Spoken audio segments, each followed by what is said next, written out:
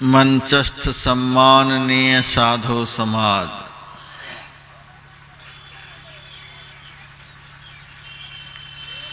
मानव जीवन का सबसे महत्वपूर्ण कर्म करने हेतु पधारे हुए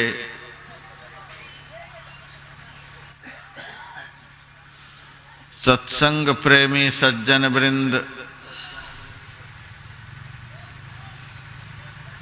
माताओं तथा बहनों, साथ ही अप्रत्यक्ष रूप से इस महत्तम ज्ञान गंगा में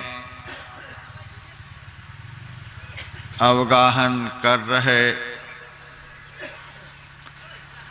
देश विदेशों के समस्त धर्म पिपासुओं,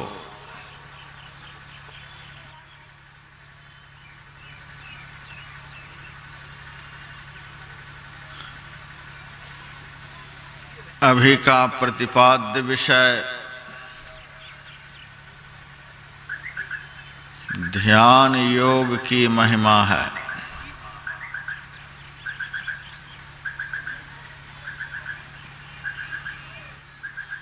बहुत एकाग्रता के साथ सुनने के लायक यह विषय है।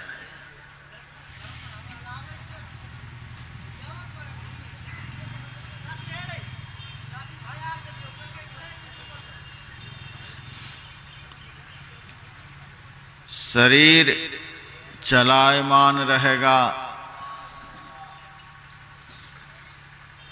तो मन भी चलेगा,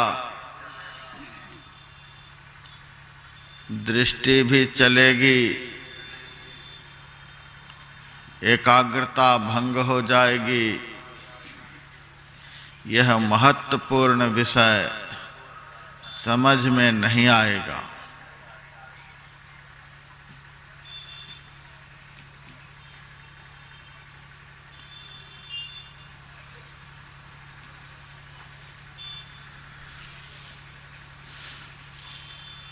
भगवान श्री कृष्णचंद्र का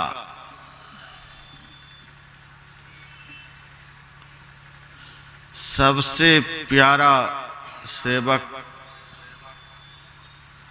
सबसे प्यारा भक्त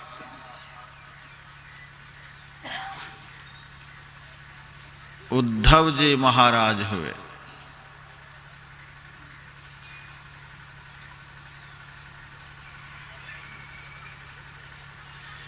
एक दिन उद्धव जी ने भगवान श्री कृष्ण से पूछा, हे कमल नयन,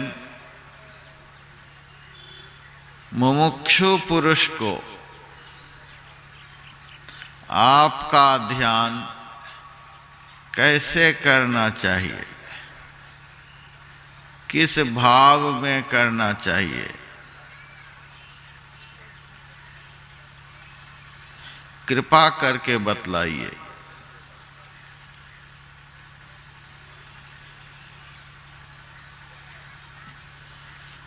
मुमुक्षु पुरुष से तात्पर्य जिनको अखंड सुख पाने की इच्छा हो, अखंड आनंद पाने की इच्छा हो, अखंड शांति पाने की इच्छा हो,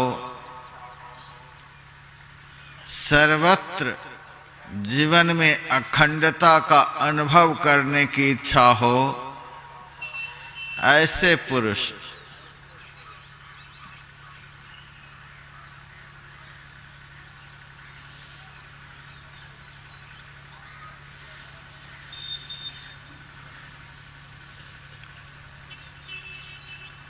भगवान का ध्यान किए बिना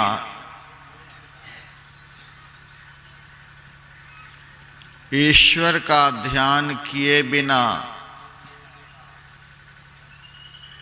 परमात्मा का ध्यान किए बिना शाश्वत सुख, शाश्वत शांति शाश्वत आनंद, सर्वत्र अखंडता का अनुभव कभी भी प्राप्त नहीं हो सकता।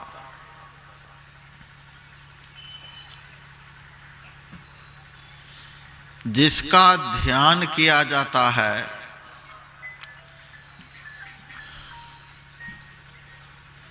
जिसका चिंतन किया जाता है, जिसमें मन को लगाया जाता है, उसमें जो गुण होता है, ध्यान करने वाले में धीरे धीरे वह आने लग जाता है।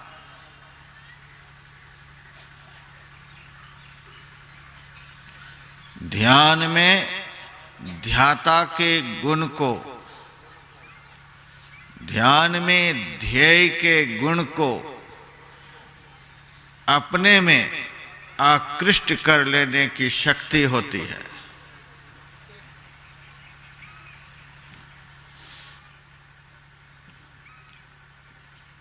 रावण का राम से युद्ध चल रहा था। बड़ा भयंकर युद्ध था। वाल्मीकि रामायण में लिखा हुआ है, राम रावण के समान युद्ध न पहले कभी हुआ न आगे कभी होगा।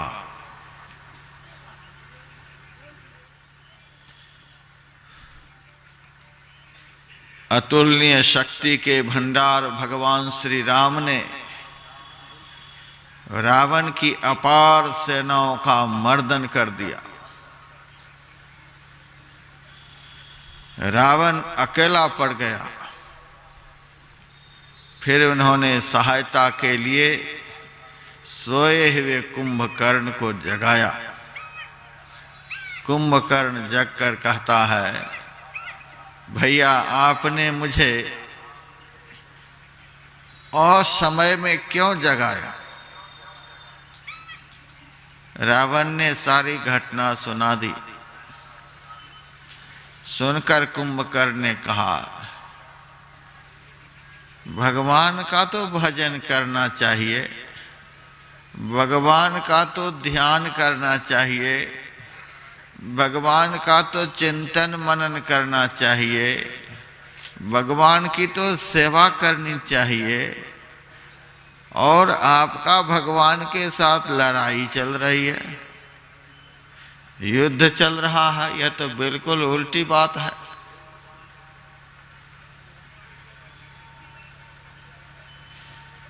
भगवान के साथ आपका युद्ध क्यों चल रहा है? यह सब भी रावण ने भली भांति बतला दिया। तब कुंभकर्ण कहता है, राम को वही जीत सकता है जिन्होंने भक्ति के बल से हो, योग के बल से हो, किसी भी बल से हो, सीता को वश में कर लिया हो। सीता तुम्हारे बस में है? रावण ने कहा नहीं। कुंभकर्ण कहता है, तू तो बहुत रूप बनाने के लिए जानता है।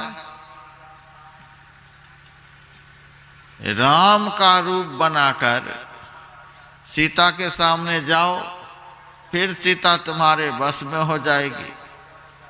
राम को छोड़कर सीता किसी के बस में नहीं हो सकती है। जाओ राम का रूप बनाकर। रावण ने कहा, मैंने सब कुछ करके देख लिया, राम बनकर भी देख लिया। आप रामायण को पढ़िए, कभी रावण राम बन जाता था, कभी लक्ष्मण बन जाता था, कभी हनुमान बन जाता था, कभी कुछ बन जाता था। कुंभकर्ण ने कहा, राम बनकर भी तूने देख लिया, राम बनने के बाद भी सीता तुम्हारे बस में नहीं होती। तब रावण ने कहा, राम बनने के लिए, राम का रूप धारण करने के लिए मुझे राम का चिंतन करना पड़ता है। और जब राम का हम चिंतन करते हैं तब दुनिया की सारी नारियां मुझे मां के रूप में दिखलाई देने लग जाती है। भीतर से काम भाग जाता है, भीतर में कोई विकार नहीं रह जाता। फिर तो वसुधैव कुटुंबकम का भाव मन में उदित हो जाता है। फिर तो लड़ाई झगड़ा दिल से सदा के लिए समाप्त हो जाता है। तो राम का रूप धारण करने के लिए राम का चिंतन करना पड़ता। राम का चिंतन करने के बाद फिर संसार का चिंतन नहीं होता। यह देखिए ध्यान का फल। जिसका हम ध्यान करेंगे उसमें जो गुण होगा ध्यान करने वाले के अंदर, वह धीरे धीरे आने लग जाएगा। एक ही बार में नहीं आएगा, धीरे धीरे आएगा, क्योंकि ध्यान धीरे धीरे बनता है। संसार का चिंतन तो तुरंत हो जाता है, लेकिन संसार बनाने वाले का चिंतन तुरंत नहीं होता। पहाड़ का देखना तो तुरंत हो जाता है, परंतु एक धूली कण को देखना यह जल्दी नहीं होता। पहाड़ अत्यंत विशालतम दृश्य है। वह फैली हुई दृष्टि से देखा चला जाता है, लेकिन एक धूल कण को देखने के लिए दृष्टि को बहुत एकाग्र करने की आवश्यकता है। दृष्टि को बहुत सूक्ष्म बनाने की आवश्यकता होती है। तो सूक्ष्म चीज को देखने के लिए दृष्टि को सूक्ष्म बनाने की जरूरत होती है। और मैं नहीं जानता कि भगवान से भी बढ़कर सूक्ष्म सृष्टि में कुछ हो सके। सबसे सूक्ष्म यदि सृष्टि में कुछ है तो वह भगवान है। अब भगवान हम किसी देव विशेष को नहीं कहते हैं। जिसमें 6 गुण होते हैं उसको भगवान कहते हैं। ऐश्वर्यस्य समग्रस्य धर्मस्य यशसः श्रियः ज्ञान वैराग्ययोश्चैव शरणाम भग इति ऋणाः। जिसमें समग्र ऐश्वर्य विराजमान हो, समग्र ऐश्वर्य के भंडार जो हों, जिनमें सारे धर्म विराजते हों, जिसका सृष्टि के कण कण में नाम हो, यश हो, कीर्ति हो,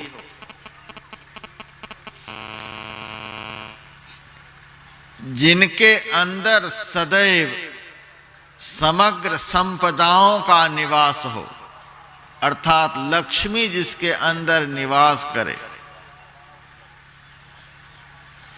जिनमें समग्र सद्ज्ञान की पराकाष्ठा हो